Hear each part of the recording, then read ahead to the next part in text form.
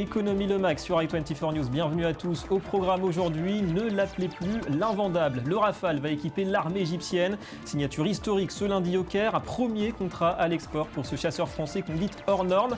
Alors pourquoi un succès si tardif? Des questions aussi sur le financement de l'opération. 5,2 milliards d'euros pour un pays aux caisses vides ou presque. On y revient dans un instant. Et puis cessez-le-feu fragile en Ukraine, il est entré en vigueur la nuit dernière, mais dans quel état se retrouve l'économie ukrainienne après une année de conflit? Le retour de la stabilité semble essentiel pour un pays toujours au bord de la faillite. Son avenir à court terme dépend une fois de plus du FMI. Les détails tout à l'heure. Voilà pour le sommaire, merci d'être avec nous. Et avant d'y revenir, le reste de l'actu économique du jour en bref et en images. D'abord la Grèce qui, une fois de plus, risque fort d'animer la semaine avec cette réunion décisive ce lundi à Bruxelles. Après 2 rencontres sans résultat la semaine dernière, le ministre grec des Finances tente d'arracher face à ses collègues de l'Eurogroupe un compromis sur un nouveau programme de financement à court terme. Nous sommes à moins de 2 semaines de la fin de l'actuel programme d'aide et Athènes entend bien tourner la page de l'austérité. C'est ce que sont venus rappeler hier dans les rues de la capitale, vous le voyez, une quinzaine de milliers de manifestants. Nous soutenons le gouvernement dans ces négociations. Les Européens doivent comprendre que sans solidarité, l'Europe ne peut pas tenir.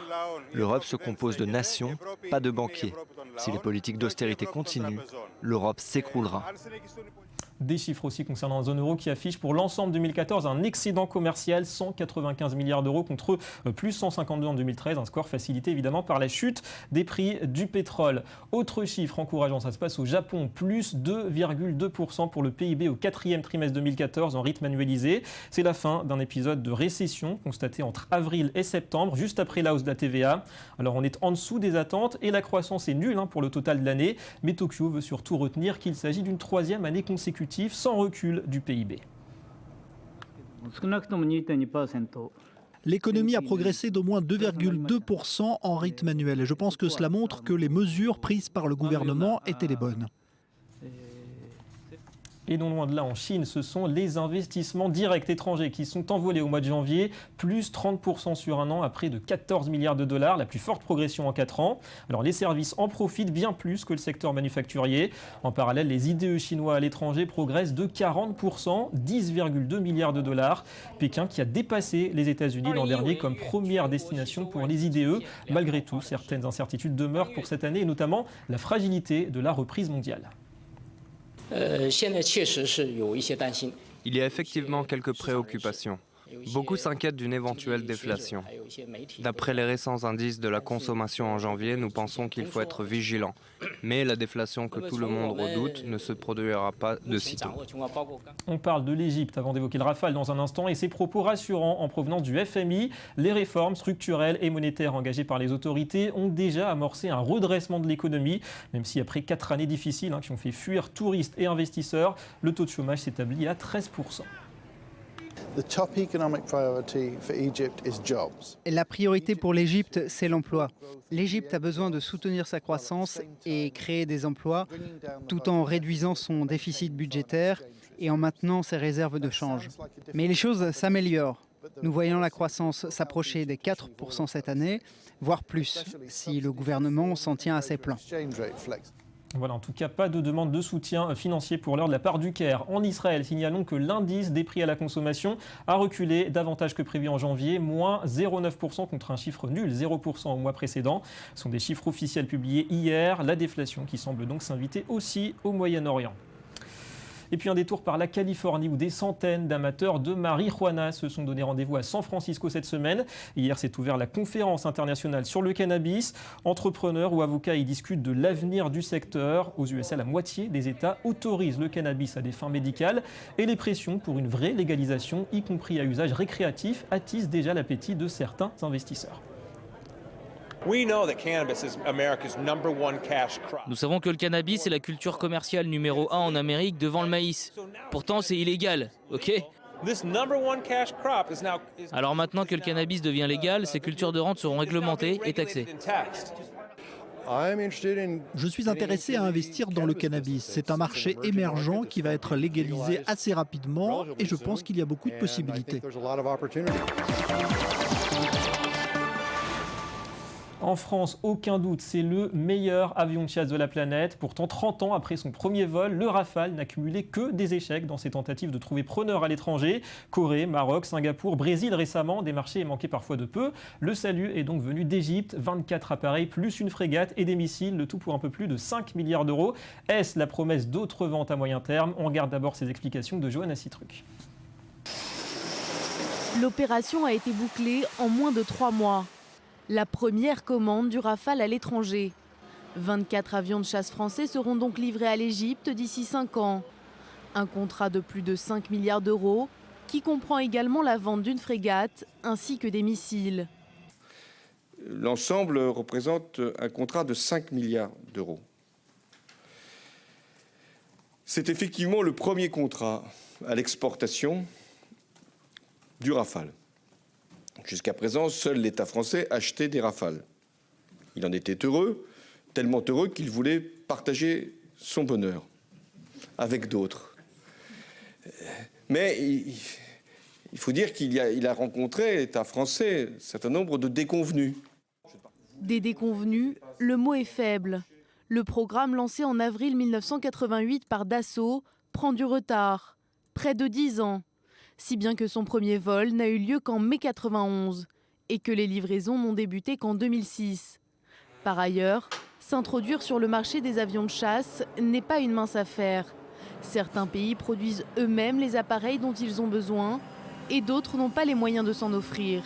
Il faut débourser plus de 100 millions d'euros pour un Rafale et ensuite près de 15 000 euros d'entretien pour chaque heure de vol. Mais pour concrétiser l'exportation de son avion de chasse, Paris a fait quelques concessions.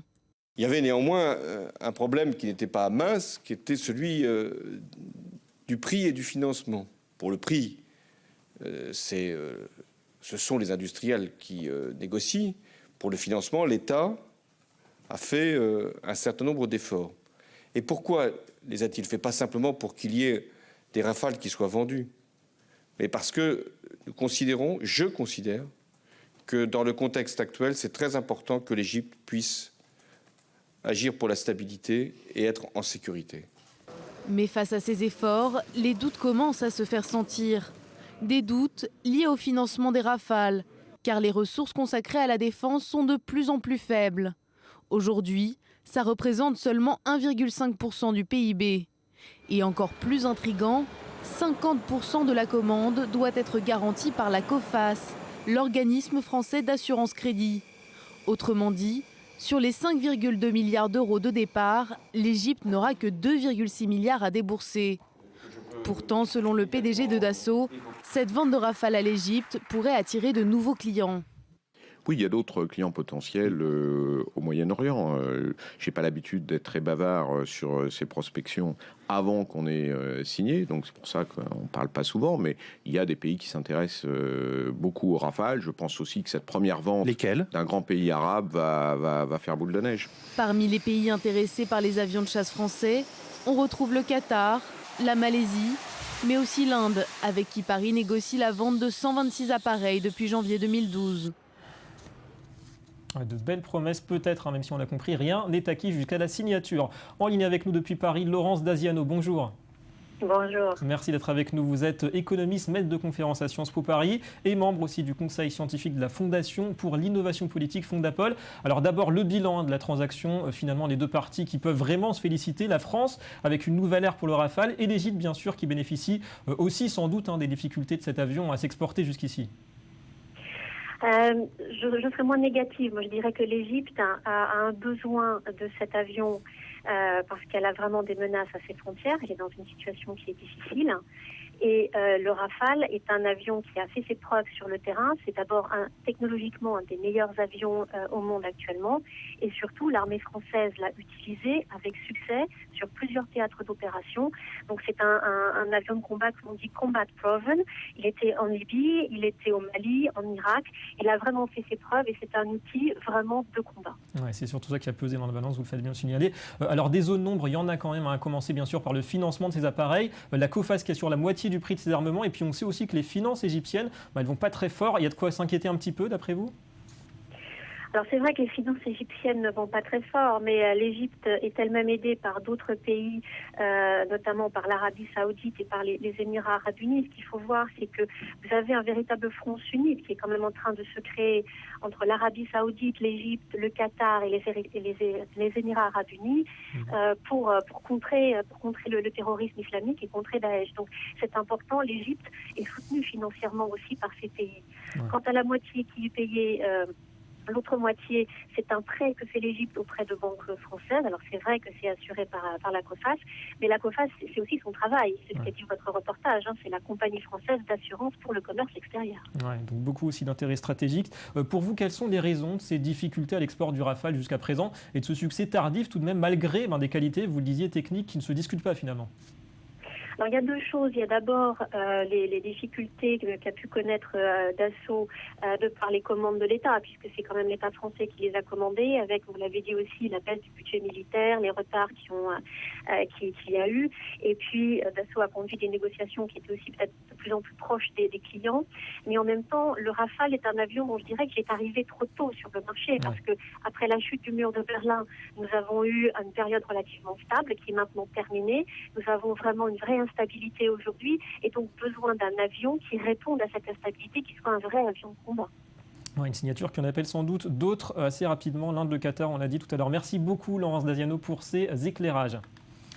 Merci, au revoir. Allez, on se penche à présent sur le dossier ukrainien. L'espoir est à nouveau permis depuis les accords conclus à Minsk difficilement la semaine dernière. Un cessez-le-feu qui intervient peut-être juste à temps pour éviter l'effondrement pur et simple de l'économie ukrainienne. Monnaie, réserve en devises, investissement, tous les indicateurs sont au rouge du côté de Kiev. Le soutien du FMI est aussi essentiel qu'urgent aujourd'hui. Johanna Citruc. Il est entré en vigueur dimanche à minuit. Le cessez-le-feu dans l'est de l'Ukraine entre les forces de Kiev et les rebelles pro-russes. Un accord pour ramener la paix dans le pays, mais aussi sauver son économie. Car depuis le début du conflit, sa monnaie, la hryvnia, est en chute libre. Rien que la semaine dernière, elle s'est effondrée de 50%. Une dégringolade qui provoque une poussée d'inflation. En parallèle, les réserves de change fondent comme neige au soleil. Seulement 6 milliards de dollars. Contre 20 milliards un an plus tôt.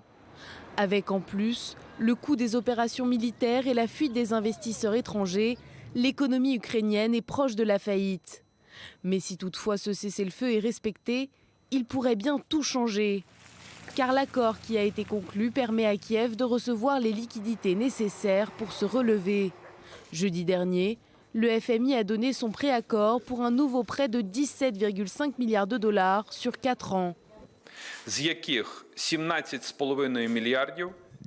milliards et demi de dollars, c'est le montant que le Fonds monétaire international est prêt à accorder à l'Ukraine pour la stabilisation de la situation financière du pays. Ce programme signifie que dans les 4 ans, l'Ukraine mènera les réformes nécessaires pour stabiliser sa situation économique et financière. Pour le Premier ministre ukrainien, ce programme pourrait même permettre à Kiev de renouer avec la croissance dès l'année prochaine. Nous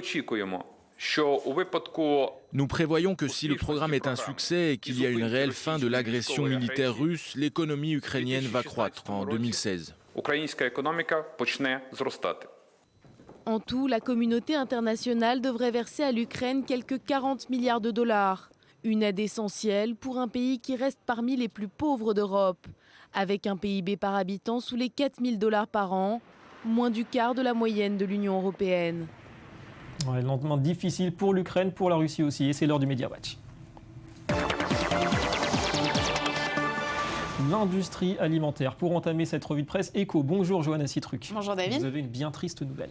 Oui, effectivement, l'Italien Michel Ferrero est décédé samedi à l'âge de 89 ans. Son nom et son visage qui va s'afficher à l'écran ne vous disent peut-être rien. Et pourtant, on connaît tous le produit qu'il a conçu il y a plus de 50 ans puisqu'il s'agit du Nutella. C'est d'ailleurs cette fameuse pâte à tartiner qui a fait de lui un homme riche, l'homme le plus riche d'Italie. Aujourd'hui, la compagnie Ferrero, ça représente plus de 22 000 salariés salariés dans le monde et un chiffre d'affaires de plus de 8 milliards d'euros par an. Ouais, plusieurs trilliards de calories. On s'intéresse, Johanna, aussi à un classement qui montre que c'est en Suisse que les retraités sont le plus heureux. Oui, c'est un classement établi chaque année par Natixis. Pour le construire, plusieurs variables sont prises en compte, comme par exemple le système de santé ou le financement des retraites. Et en 2015, c'est la Suisse qui arrive en tête. La Suisse qui est donc le pays qui offre le meilleur niveau de vie et la meilleure sécurité financière pour les retraités. En deuxième position, on a la Norvège. Ensuite, c'est l'Australie.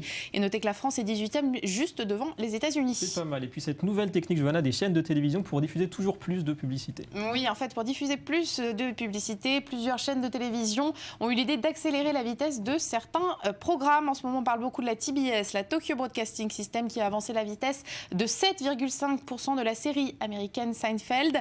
Mais contrairement à ce qu'on pourrait penser, eh bien, cette idée ne déplaît pas à tout le monde, puisque pour certains téléspectateurs, ça permet de rendre la série des années 90 un petit peu plus dynamique. Il faudrait vérifier si ça marche aussi avec Derrick. Bon, merci beaucoup, Johanna Sittruck, et à demain.